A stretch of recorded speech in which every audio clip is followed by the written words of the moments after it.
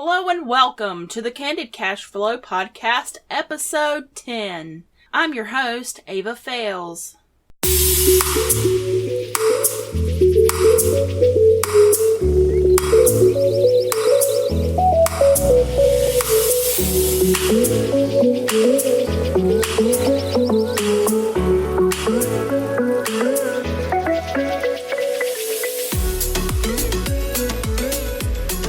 This episode is sponsored by Blueberry.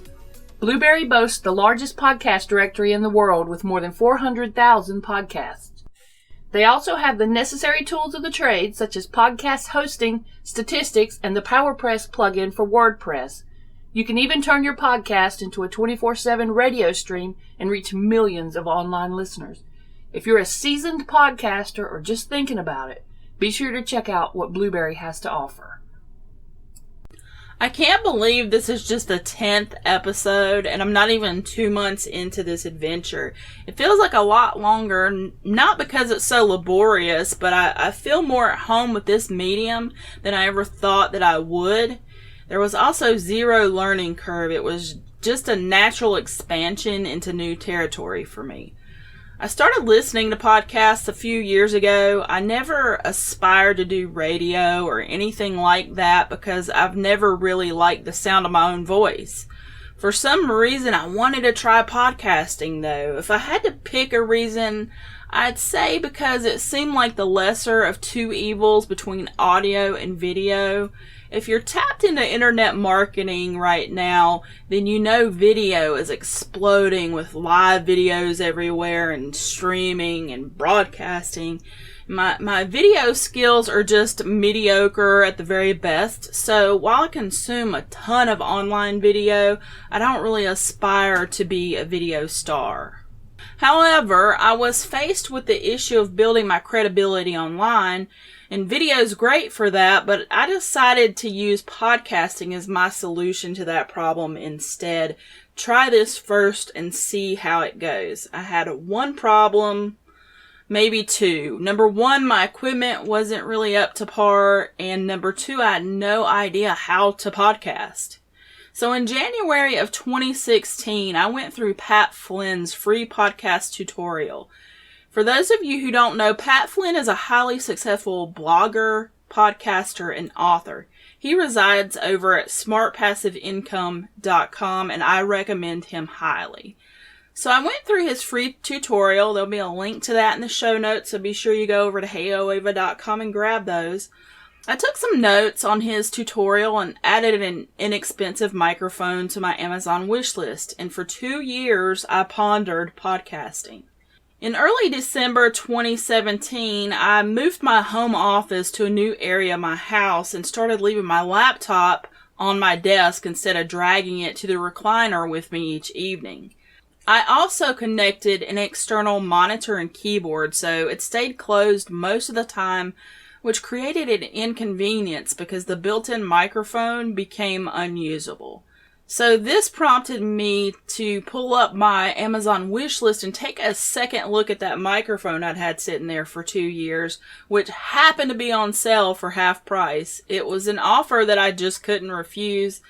And once it arrived in the mail, it was time to put it to use. Thus, the Candid Cashflow Podcast was born, and what an adventure it's been. Following Pat Flynn's tutorial, I decided on Liberated Syndication, or Libsyn, to host my audio. Audio files are quite a bit larger than text and image files, so hosting them yourself can get expensive very quickly, not unlike video. I also decided not to sink money into a domain and extra website right now, since I didn't even know if this was even going to be something that I wanted to keep doing.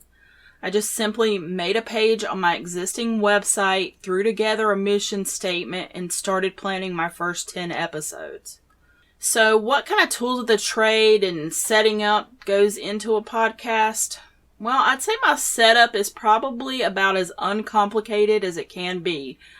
First, my aforementioned microphone. I'm not sitting here with a Blue Yeti or even the Audio Technica that Pat Flynn recommends. I have a cheap Chinese import condenser mic that came with a boom, shock mount, pop filter and its own power supply, it gets the job done.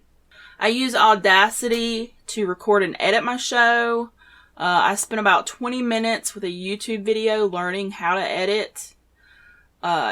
Audacity is a free and open source application that is easy to use, has tons of plugins, and is well documented online. And I only use 2 effects on my audio files. Noise reduction, which removes extraneous background noise like the HVAC register directly under my desk, and the compressor, which adjusts and evens out the levels, making my sounds clear and professional. I wish I could apply it to my everyday speaking voice. I don't make it more technical than it needs to be. Check out the show notes for a video of my process. I don't sit here and contemplate how to make it sound better with more technical knowledge. At episode 10, I'm just not at that point yet. Like I said before, I use Libsyn to host my audio files. I started with their $5 plan. For a weekly show, 50 megabytes just wasn't enough space, so I upgraded to the $15 plan to get 250 megabytes storage per month. That gives me room to grow as well. The cheaper plan was enough to get started and evaluate the service, which is stellar so far. On my website, which is built on WordPress, I use the free PowerPress plugin from Blueberry. The most important feature is the ability to add my podcast to my blog post in a nice, good-looking player. Sure, Libsyn offers great options for that, but this plugin adds the interface to each post and slaps the player right at the beginning. No embed codes needed. I use Google Docs to host my show notes. I talked more about the free tools and services I use to power my online business in episode 9, so be sure to give that a listen if you haven't already. That's pretty much it as far as tools go. My upfront costs, not including things I already had like my computer and my website, were $20 for my microphone. Remember, I got it on sale, and Libsyn, which was a total of $25 to start. The ongoing monthly costs for the Candid Cashflow Podcast are $15 per month in addition to my website hosting. So it's very inexpensive as a do-it-yourself project, which brings me to the next topic. Why I monetize or attempt to monetize this podcast. While my podcast is inexpensive monetarily, I spend a minimum of 10 hours per week writing and producing it, and the additional content that accompanies it. So I throw out my affiliate links when relevant. Everything I promote are products and services that I use myself and personally endorse. I'll talk more about the additional content and results of promoting my links in just a few minutes. Regardless of making money with this, I'll still be here with the absolutely free content detailing how you can turn your passion into cash flow. This is currently my main gig outside of working online as a virtual assistant, so I feel it's only necessary to try and monetize those efforts. If you don't agree, simply ignore that aspect. I make it a point to keep the advertisements few and far between. I also don't have advertisements and pop-ups on my website haggling you to death because I hate that when I visit other websites. There are some definite benefits to podcasting. I have 4 that I'd like to share with you. If I'd known that podcasting will help me be more consistent with blogging and content creation overall, I probably would have started 2 years ago. I know I keep going back to this, but in Pat Flynn's tutorial, he suggests that you commit first to podcasting.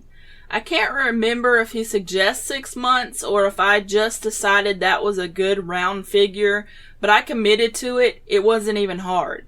Then he suggests that you sit down and plan your first 10 episodes, even if it's just the title and the concept, so I went ahead and did that as well. That tiny bit of planning made it easy to see the direction the show would take. I personally write out each episode in a notebook by hand. This easily accounts for up to 5 hours of the time I spend each week on the show. I could just type it up, but something about this process makes the finished product better. Once I finish writing it, I create a new blog post on my website and start typing up what equals to an exact transcript of my show. Some podcasters do this after the fact, which seems more difficult to me, or they pay for transcribing. Manually writing the show solves that problem for me, and I also have a hard copy reference of my episodes. I can see where this would be overkill in the future, but it's working great right now. An added benefit is that I also went through with a highlighter recently and pulled some quotes from all of my episodes for social media. So the fruits of this labor are many.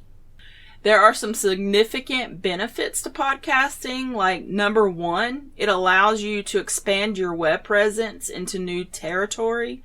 I easily created 20 plus new accounts to my online presence by branching out to audio directories and places like iTunes, SoundCloud, Stitcher, Google Play, and yes, even YouTube. I have my site set on Spotify in the near future. These are the places I would not have been otherwise.